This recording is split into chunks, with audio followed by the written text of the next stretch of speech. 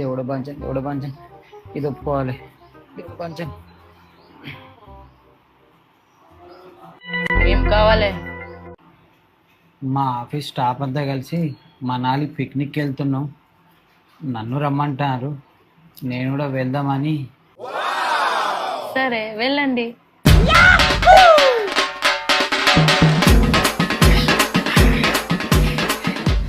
నువ్వు ఇంత ఈజీగా ఒప్పుకుంటావు అనుకోలేదు ప్రీతి. లవ్ యూ ప్రీతి. సరే గాని ఎంతమంది వెళ్తారు? 14 మంది. దాంట్లో లేడీస్ ఎంతమంది? 13 మంది. Bye bye tata goodbye गया।